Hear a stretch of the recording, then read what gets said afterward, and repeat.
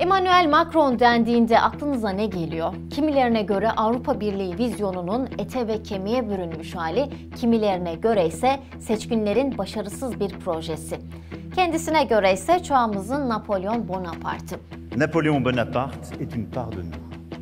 2017'de aşırı sağın adayı Le Pen'e karşı kazandığı zaferin ardından Fransa Cumhurbaşkanı oldu ve görevinin neredeyse her yılı olaylı geçti. Seçimden önceki Macron'la görevi başındaki Macron'sa kelimenin tam anlamıyla iki farklı kişi oldu. Peki iki Macron'dan hangisi gerçek? Ben Duygu Göktürk Soy'dan ve karşınızda Emmanuel Macron'un profili.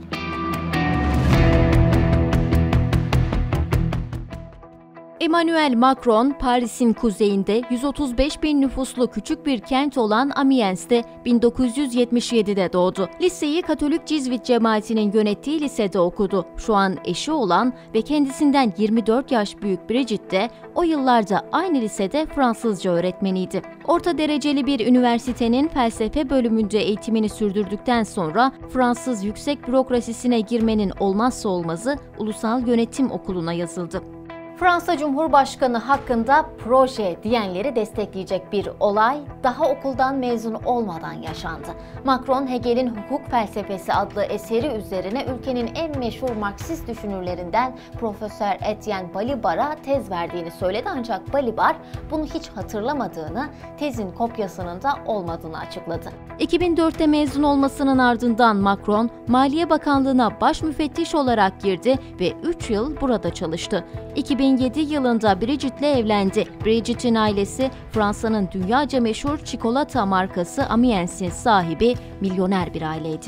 Macron bundan bir yıl sonra 2008'de Maliye Bakanlığı'ndan izinle ayrılarak özel sektöre meşhur Rothschild & Co Yatırım Bankası'na geçti ve burada da 6 yıl çalıştı.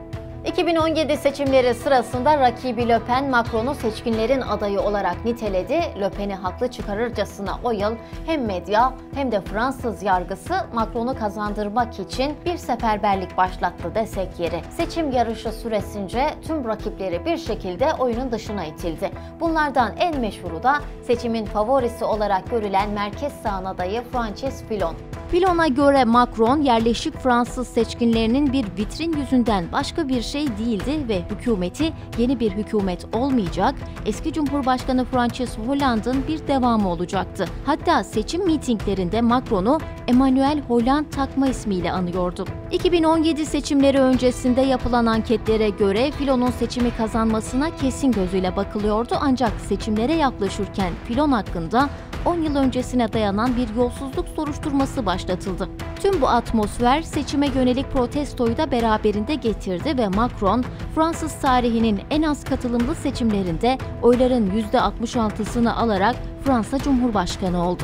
Bu noktadan sonra iki Macron var desek yeri. Biri seçimden önce verdiği vaatlerle Fransa'da her kesimin kurtarıcısı olacak Macron, diğeri de gerçek Macron. Bir Macron seçimlerde mülteci dostu Avrupa sözü verirken, diğer Macron seçimlerin hemen ardından başvurusu kabul edilmeyen göçmenleri sınır dışı eden yasayı onayladı. Bir Macron hoşgörü imajı çizerken, diğer Macron İslam'ı ve Müslümanları karalayan söylem ve davranışlarda bulunmaktan kaçınmadı. Bir Macron basın özgürlüğünü savunurken, diğer Macron basın üzerinde adı konmamış bir baskı kurdu. Ve bir Macron sömürge karşıtı ve Afrika dostu bir imaj verirken, diğer Macron Fransa'nın Sahra Altı Afrika'da kurduğu sömürü ağını korumakla kalmayıp bir de Afrika'daki fakirliğin sebebini Afrikalıların çok çocuk yapması olarak sundu. Le défi de l'Afrique, il est totalement différent, il est beaucoup plus profond, il est civilisationnel. On ont encore aujourd'hui 7 à 8 enfants par femme. Vous pouvez décider d'y dépenser des milliards d'euros, vous ne stabiliserez rien. Macron bunları söylerken 14 Afrika ülkesi Fransa'ya her yıl 500 milyar dolar sömürge borcunu ödemeye devam ediyordu.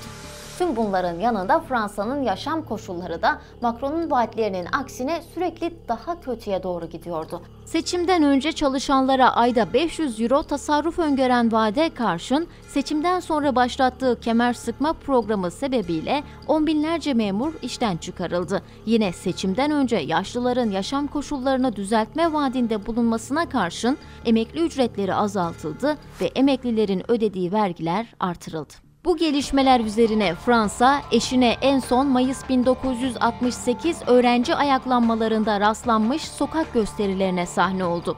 Tüm Fransa'da başlayan grevlere sendikalar 5.400.000 kamu çalışanını davet ederken demiryolu çalışanlarının %40'ı, eğitim görevlilerinin %15'i, devlet dairelerinde çalışanlarınsa %10'u destek verdi. Macron'un süper kahraman makyajını akıtan sadece yurt içindeki başarısızlığı olmadı. Uluslararası sahada da Macron umursanmayan bir figüre dönüştü. Eski Amerika Başkanı Donald Trump katıldığı bir ortak basın toplantısında Macron'un dakikalarca sürdürdüğü konuşma ardından bugüne kadar duyduğum en iyi cevap vermemeydi yorumunu yaptı. And you have more and more of these fighters due to the situation today. This is why he's a great politician, because that was one of the greatest non-answers I've ever heard. Macron'un kendisini Avrupa'yı korumak zorunda olan bir kahraman olarak sunduğu bir başka konuşmada da bu kez Rusya Devlet Başkanı Putin endişe etme, Avrupa'yı biz koruruz dedi. Но на этот счет не надо переживать, мы поможем. Мы обеспечим безопасность. Macron'un Türkiye ile ilişkileri de her zaman mesafeli oldu. Fransa'da yükselen İslamofobiye karşı Macron'un pasif kalışı, hatta zaman zaman kendi ağzından çıkan İslam karşıtı ifadeler bu mesafeyi oluşturan sebeplerden başlıcası. Macron geçtiğimiz sene son yıllarda İslamofobinin bir versiyonu olarak karşımıza çıkan Avrupa İslamı teriminin bir yansıması olan Fransa İslamı terimini dilendirmeye başladı. Stratejisini Fransa'da aydınlatılmış bir İslam inşa etmek olarak sunan Macron'un bu sözleri Türkiye'nin tepkisini çekti.